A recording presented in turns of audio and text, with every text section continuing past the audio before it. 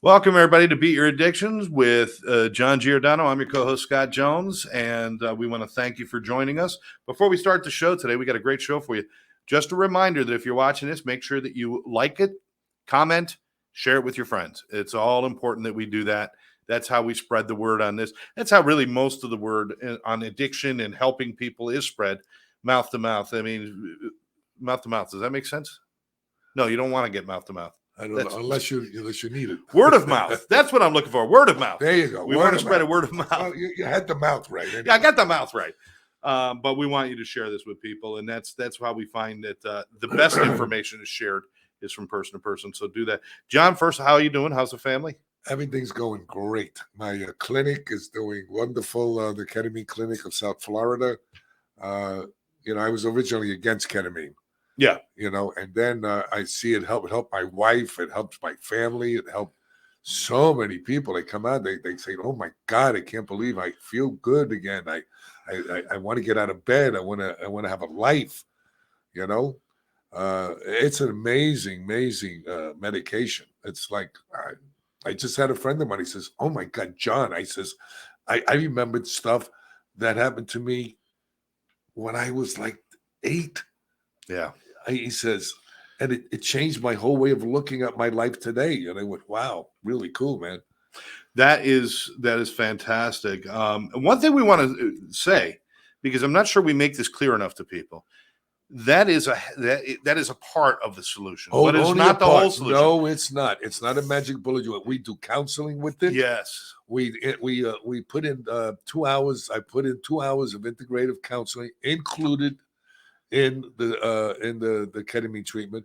They get 1 hour a week, 1 hour and a half a week of group therapy, including family therapy, because I have them bring their significant others with them. Excellent. Because you can't just do the person that's suffering from depression, anxiety, and addiction. You have to have the whole family. And that's what we're going to talk about today, the family. That is excellent. So remember, when we're talking about things like ketamine, or we're talking about anything, there's always the component of continued contact with people in recovery, some sort of programs or some sort of group that you could be involved in, and certainly therapy, counseling. All that stuff is still something you need to do. So don't ever forget that part. We included, because a lot of people don't have money since insurance doesn't cover a lot of. So the counseling is included, and they could come to group as long as they want to come. Absolutely. So, and we'll also do it on Zoom now. So people that can't make it, we want to make sure we catch everybody, because everybody needs a lot of help.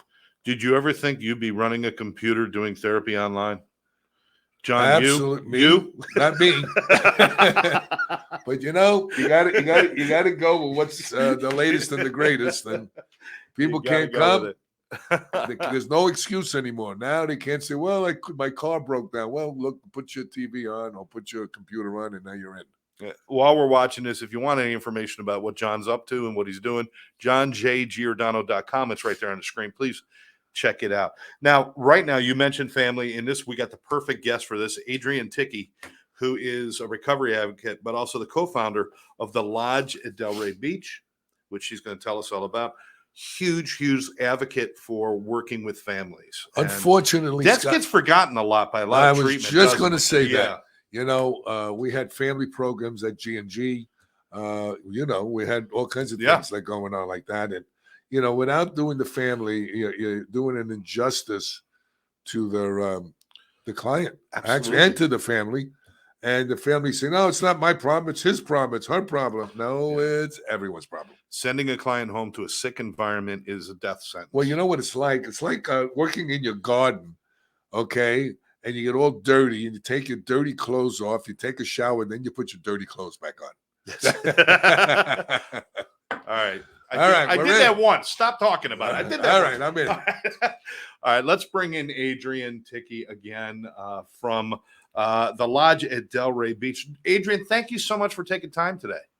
Well, thank you so much for the great introduction. That I'm the perfect guest. I thought so too, except for you guys are a little bit snarky this morning, and I might be uptight for that. That might be out of my comfort zone. Snarky.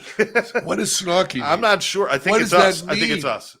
That's you guys, snarky. You look up and there's your picture on it. It's like a plethora of information shoved at you with mouth to mouth resuscitation added. We just Is that what I got from the intro? yes. Yeah. Yeah, getting confused with mouth to mouth and word of mouth that was my bad there. But anyway, Adrienne, thank you so much for taking the time, and I'm going to step aside, let you and John talk about what you do, and thank you again for your time. All right, take it away. Let's hear what you do, how you go about it, and all of that. So, in 2008, my husband, who was not my husband at the time, we were best friends, came to me with this idea of raising the bar on recovery residences in our hometown of Delray Beach. Delray Beach is kind of a unique little recovery bubble. There are 70,000 people in my community, and 20% of the population is in recovery at some point. So that's about 14,000 people in a town that's only got 2 exits off the highway. So we wanted to raise the bar because our industry can be a little shady at times. A little Shady. Yeah, at times. Right. You and I know how shady it can be, but out in the regular world, people are they tell me all the time I should write a book from all the experiences we've had over the last 14 years. So when we started with one house, my husband asked me to write the website content, the intake packet, and all of the administrative type of things. So I was very much behind the scenes until my husband went away for Christmas in 2009, and we missed each other differently at the same time. So this lodge is really a house that love built, because when I got involved, I infused the love. My husband is the tough, and I'm the love of the lodge at Delray Beach. The yin and yang. The yin and yang. That's right. What is your background, by the way? I'd like the audience to know a little bit about your background. Sure. I was a communications major, and I worked for Time Warner in ad sales. I sold cable advertising back in the day when there were only 31 ad insertable networks. The names like ESPN and Lifetime, the Golf Channel, HGTV. Some of those are still around today, but a lot of them aren't. Mm-hmm. Those were the early days, but I was born with a congenital problem in my pancreas called the pancreas divisum, which means the pancreas is divided, and I didn't have the right equipment to get enzymes into my food to digest and absorb my food. So when I was playing softball for our work team, I got taken out by the runner, and after that day, I didn't see the outside of a hospital for quite some time. So I spent most of my adult life in and out of the hospital, mostly in, not so much out. I've just had a train wreck of a medical history, but that medical history and recovering over and over and over from my own physical ailments has certainly helped me. Because I had a backdoor education. I didn't have a lot of experience with addiction prior to meeting my husband. So I got the backdoor education. My husband had the life experience, and we grew to 10 houses at our largest point, 60 souls we were taking care of. That's wonderful. 60 souls. Are you talking about addicts, or are you talking about family members? No, addicts. Okay. We worked with their family members. Oh, okay.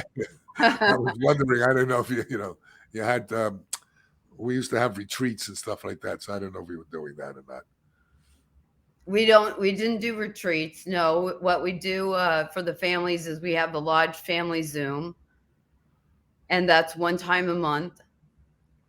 And we meet with all the families and have a 20-minute lead, and then time for the families to interact with each other. We've had several family members meet each other. Oh, that's great. Yeah, we used to have a family program. We meet once a week at the treatment center.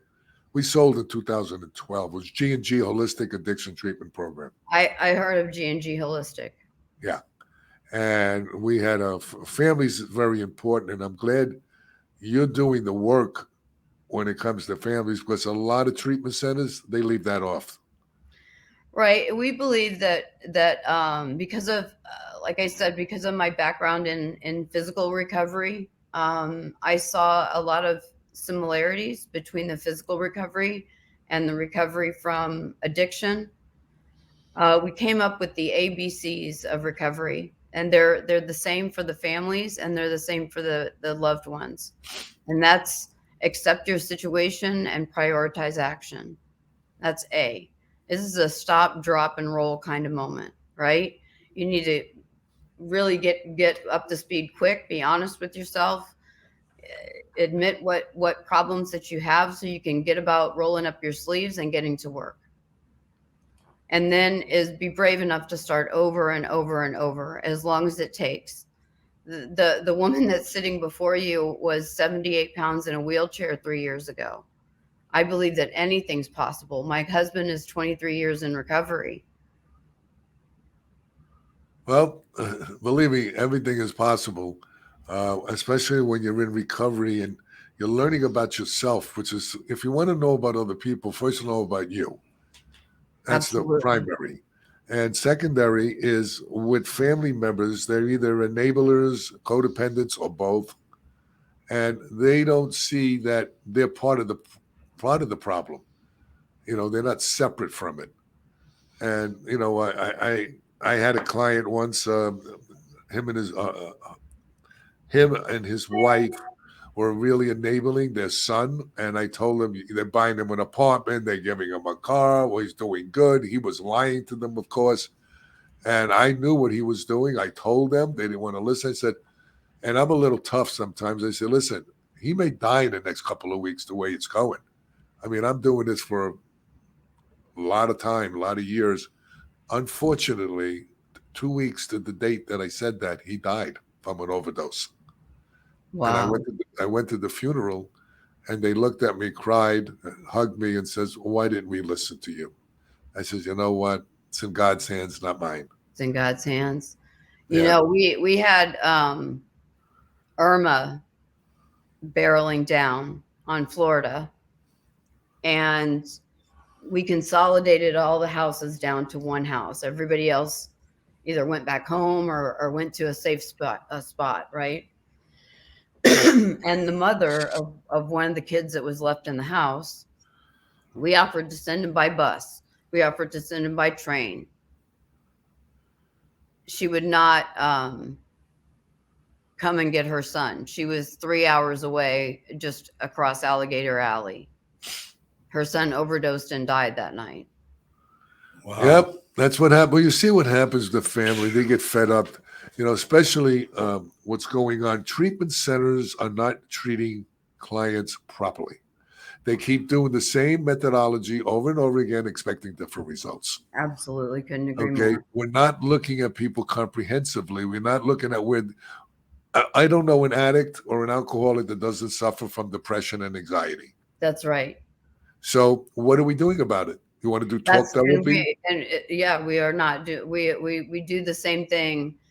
I believe it's because it was put in the allopathic medical model. In that medical model, they're not trying to treat body, mind, spirit. Right. Exactly right. Well, you see, that's what I lecture about and I talk about to people, because most people don't understand that anywhere from 80 to 90% of dopamine and serotonin, our feel-good drug that we manufacture naturally, comes from the gut. And that's why they call it a second brain. And if you don't take care of your gut, you're going to have a problem. Now, also, what people don't understand, oh, there you go. Hallelujah to that. I can testify to the gut being the second brain. Well, and you also, what people don't understand, people suffer from leaky gut syndrome, H. pylori infection, hypoglycemia, closed head injuries, heavy metal toxicity. I mean, there's a host of, and low testosterone. We found about 90% of the clients that had low test. If you have that and your hormones are out of whack, you're going to have depression and anxiety. Yes, you So are. I got a great idea. Let's talk to the thyroid. Let's see how that works. So all they do in treatment is throw medication at you, SSRIs and Mayo inhibitors, and it doesn't work. And gabapentin. Yeah, it's sad that we haven't progressed after all these years. And I firmly, my bias is the pharmaceutical companies don't want us to progress. They just want to keep on feeding us medications to keep us alive because we're walking cash registers for them. So we have to be very careful about with the medication-assisted treatment. Yep. That we're full. Yep. Suboxone, but a lot of people don't understand the history of this medicated treatment. I'm not saying that there isn't a small number of people that just don't want to get it, that maybe need to be on that. Very small amount of people. Otherwise, they'll die. All right. Right. But there's always a but. And the but is they have one shoe fits all, which doesn't work very well. What people don't know, the history in the 1900s, we had a morphine epidemic because of China. Right. All right. Well, how did they fix it? With heroin. Oh, wait a while. That didn't work very well. Yeah. Oh, good plan. Wait, and add cocaine in. Yeah, but then the next thing we came up with is methadone from the Nazis. Okay. Oh, well, people were dying from methadone and people were using other drugs for methadone. People don't get that part. And why were they dying? I did the Anna Nicole case. I don't even know if you remember that. Yeah, I remember. I was on CNN with Wolf Blitzer, was one of the leading experts on addiction, all this stuff. I said, look, you can't drink, okay, when you're on methadone. You can't do a certain SSRIs on methadone. You can't use benzodiazepines on methadone. You will die. You won't be able to breathe, and then your heart will stop. But the lawyer was involved in the son who OD'd on methadone in the Bahamas, and his mother now, same thing. So they arrested the lawyer 3 months later. I don't know if it was because I said that, but that's what wound up happening. But the bottom line is that these substances are opioids. They are. So we're not going anywhere. We're changing seats on the Titanic. Well, and not to mention that the opioids that are being purchased on the street now are all fentanyl. Well, guess what? They have a new drug out, and I can't even pronounce it. Trank. You talking about Trank? No, there's another name. Well, there's another one out there. There's another one now called Trank. It's like Crocodile or Flocka. Oh, okay. Yeah. I heard about that. It makes you zombie and your skin, it like boils up. And well, so here's the problem. They're putting this stuff on pot. Give me some. Where's the line? They're putting it in everything. They are putting it in everything. It's laced in fact, I don't know if you heard, did you hear last year for spring break that the six cadets from West Point? Yes. I heard that they died. They OD'd. Is that the ones they OD'd? Yeah. Yeah, well. From West Point. That's our finest, right? I have my own theory and, about what's going on in our country. And I think one of the things that I have is, I don't know if you ever read The Art of War. Oh, that not in school. In school. Okay, well, if you want to defeat an enemy, you do it from within. That's exactly. So China, who's manufacturing fentanyl and all these other substances and passing it through Mexico and through other ways. Yes, sir. Are killing our youth. I've been shouting that, hoping that people would listen. they're killing our children. Right. And our children are the foundation of our country. And remember, China is very old country. And they don't look at things 5 years, 10 years. They look at things 50 years in the future. Oh, they're a very old country. Right. So, after 50 years of destroying the youth, then you just walk into the country and take it over. Now, there are other countries where this is available, but they don't do what United States does. United States we're programmed from the time we're born. If you don't feel good, take a pill. If you have a headache, take a pill. If you can't sleep, take a pill. If you're anxious, take a pill. Everything we do is about taking a pill. So we are indoctrinated into pills being a part of our everyday life. Other countries don't do that. No, what you see. Because the answer isn't in a bottle of any kind. Right. Right. Well, yeah, and the problem is that and there's so many things. Our diet, the food supply, our water supply, everything is a mess. Right. And the testosterone you were talking about being low, it's very shocking because that's our young boys aren't going to have. And that's from estrogen coming into the water supply from females, putting it into the water supply through the toilet. Well, there's so much stuff going on that people don't really realize. Look what happened in Michigan. Look at the water supply there. Heavy metal toxicity. What people don't realize, rice is loaded with arsenic. So you got arsenic, you got antimony, you have mercury poisoning, you have all of this stuff that's going on, which mimics when you have these heavy metals, attention deficit disorder and bipolar disorder. Right. So, I mean, we're not looking at people comprehensively as human beings. We're looking at them as a head walking around. So what I tell people, send your head to treatment, leave your body home. Right.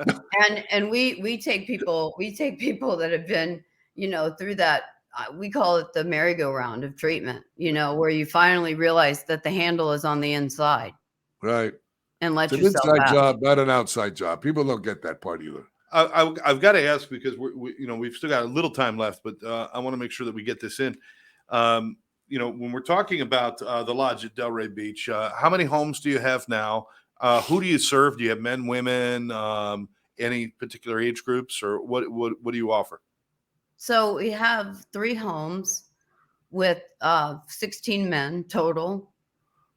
They range. We can take our youngest resident has been 18. And our oldest resident was 83. Okay. Now, my husband and I both said, like, if I had a problem at 83, I think I wouldn't do treatment. 83, I'm going to keep going out to right? If it got me that far.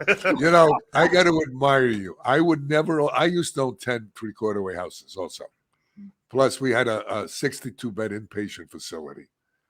And people don't understand that people burn out from this, especially house managers. Yes. And it's like I remember 2 a.m. getting a call, have to run to the place, and who OD'd, who did this, and who did that, and who took out 5 clients, and oh my God, the police are there. They robbed the house next door. Holy Jesus! Those early days, you're taking me back. So John, I mean, those early days when my husband had to leave at 2:00 in the morning, and he can take care of himself. He's from Bridgeport, Connecticut. That's where my daughter lives. Oh yeah? Yeah. Small world. Don't go to Arctic Street. I'm not familiar with it enough. Just tell your daughter not to go to Arctic Street. That's. I wonder if your husband knows Pete Bizzagatti. I'll write it down and ask him. Well, he died. He got hit by a truck. He was my partner and my sponsor. Huh. So let me ask you a question, Adrienne. You seem like now you've been very polite about it, but it seems like you feel like the system has been broken and you're trying to do something different. Yes. Can you tell us a little bit about what that difference is that you're really trying to do that separates you from maybe the standard that's been out there? So we're really trying to look beyond the stigma and shame and redefine recovery from life's greatest challenges. we believe that stellar support system, starting with God, but that the family is healing. So we're connecting the families that are impacted addiction as they heal together. And what we did was took the lessons we had been learning from the lodge at Delray Beach, and we're launching Recovery Comes Home in September of this year for National Recovery Month. And we're doing beta clients right now, working with the families on, I'm actually working with a woman right now and working with her about 7 hours a week on boundaries, first off, but, on really understanding themselves, as we were talking about before. You have to understand yourself before you can understand anyone else, and really trying to get them out of that enabling role. Right. And addicts need to realize that the foundation for any kind of recovery, and I'm not talking about religion, is spirituality. Learn to be kind instead of right. Don't hurt yourself or anybody else. Reach out and help somebody less fortunate than you. Do your best not to lie, cheat, steal, manipulate. Just simple tenets in life to become a better human being than you were. I always tell people, God gave us whatever God is to anybody. Okay, this gift of life is what we do with that life is our gift back to God. That's right. And that's what I always impart to my clients.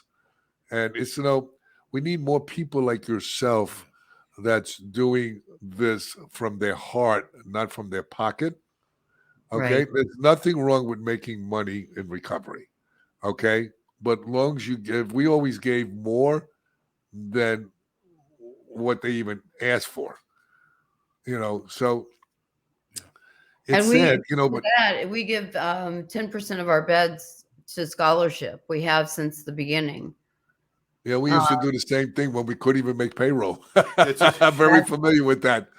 Rob Yeah, Peters. I know, I'm familiar with that one. But you want to know the funny part?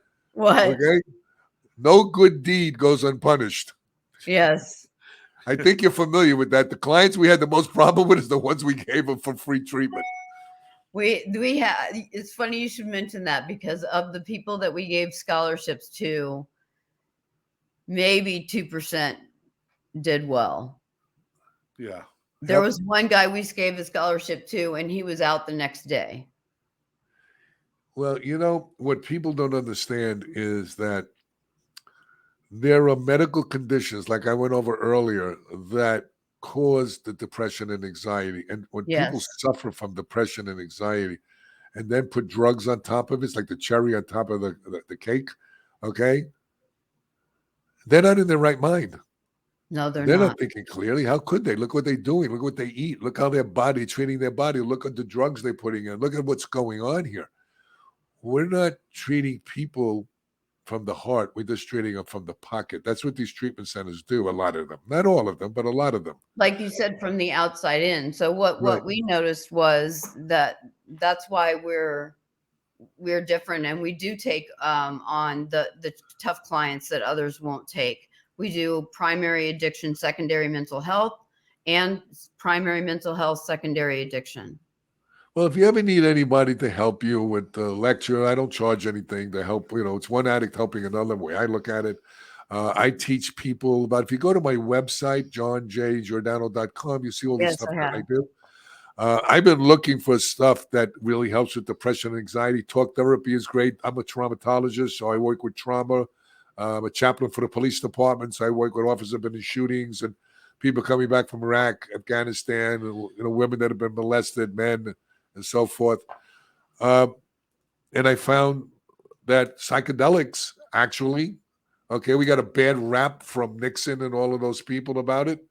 I think they were in bed with the pharmaceutical companies. If you want to know my bias on it, this stuff really works. And they say, "Oh, it's addicted. It's this, it's that." Look, we're addicted to food. I mean, what are you talking about? Well, and that's one of the things that Recovery Comes Home is going to address, that we can't address at the lodge, is some of these alternative therapies. I think in hearing your a past podcast, you weren't initially on board with ketamine, right? No, I wasn't. I wasn't because of Special K and all this stuff. And I was lecturing in Taiwan with a neuroscience conference, and I heard a couple of scientists talking about ketamine and how it was addictive and all this other kind of stuff. And I said, I'm not going near this stuff.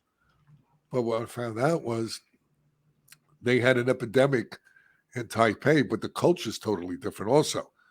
And when we opened up when I got partners with the ketamine clinic of South Florida, and these anesthesiologists that work there, what a wonderful group of people. And the people that come, they're not trying to, you don't want to go into your nightmares and have fun with it. Believe me when I tell you, and I also work with Dr. Mash with Ibogaine. I don't know if you're familiar with that. You can look it up. It detoxes people in 24 hours with no cravings. We know someone who was on meth for, really heavy into meth. And he's, I don't know how, 2 weeks maybe into his ketamine treatments, maybe longer, but he's calmed down. Yep. Listen, it grows new connections in the brain. We know that because they do PET scans. Yeah. But you have to nurture those as like a little seedling, You have to water it. So you have to do counseling.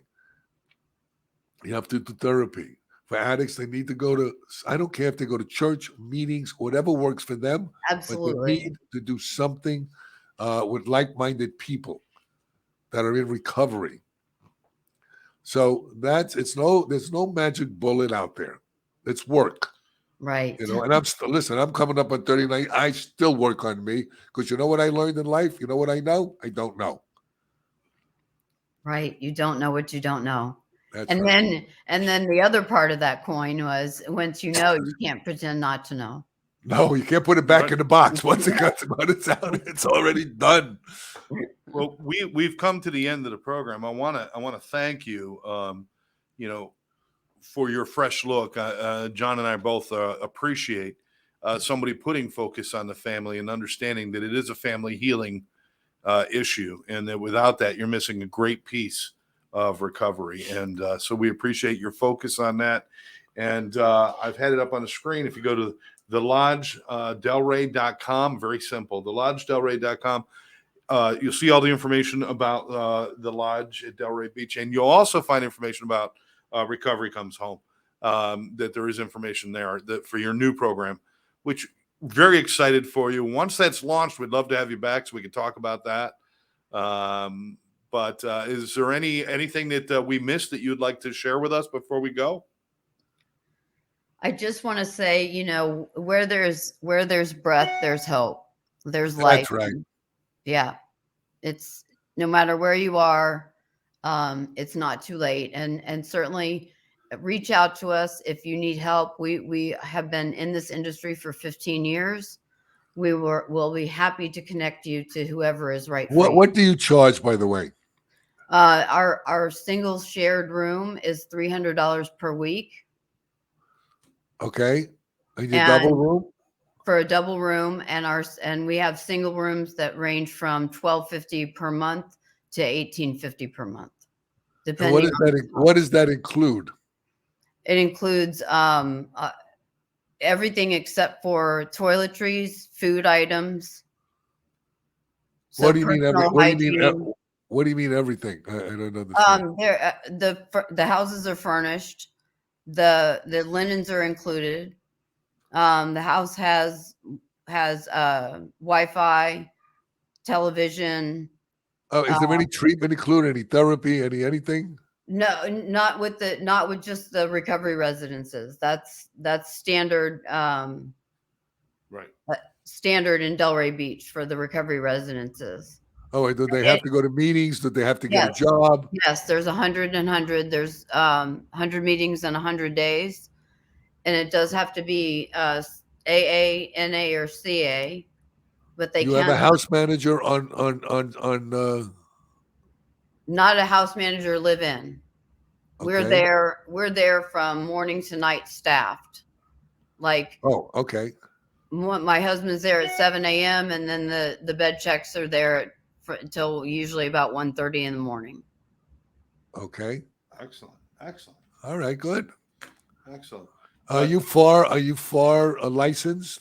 We are. We actually. I was at the first FAR meeting. Oh, well, they wanted me to be on the board also. Like, Karen Hurley? Yeah, me too. Nancy Steiner tried to corner me, and I said no. Yeah. I said no, not me. Karen Hurley. Karen Hurley. I'm not placing her. Well, they do affiliated with? That's what Scott and them do. They do their education programs. Yeah, we do training on intervention, AMA dissuasion, advanced communication, brain and body chemistry. We have different learning courses. That's what we do. And Karen was just appointed to the board of FAR. After the passing of John Lehman, and then a lot of other things have been going on. So they're trying to make sure that the FAR continues to do a good job, and that's what they're working with. But we appreciate everything you do. Thank you so much. How many beds do you have, by the way, in one house? We have 16 total. So in one house, there's 5 beds. One house, there's 6, and another house, there's 5. Okay. All right. So you're not packing them in like sardines either. Oh no, there are 3 2 single family houses. So it's. Well, it's 2 to a room, right? 2 to a room, except for we have 5 single rooms. Okay.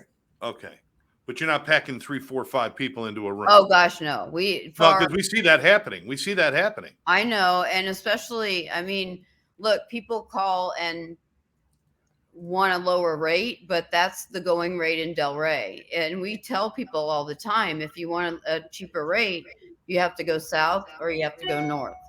Right. So, I know that FAR's got their hands full with people that are using bunk beds. Absolutely. Yeah, absolutely. You have house meetings. We do. We have a weekly house meeting. We have tours. We have a house man what do you do with a guy that relapses? We usually try to get him back into detox. Because the only other option is to put him in a hotel for 2 days, and that's not, in our opinion, that's what the city ordinance says that we have to do. But we try to get him to a safer space than a hotel. So you work hand in hand with different treatments and detoxes and stuff to make sure that you have a direct line to get people in if they need it, right? Yes, we've built those. And with psychiatrists and psychologists. Excellent. Yeah, straight with them. We kind of work like air traffic controllers of recovery. If somebody needs something, they call the chickies. Gotcha. Well, Adrienne, I want to thank you so much for your time. I want everybody, once again, Delray Beach, check it out.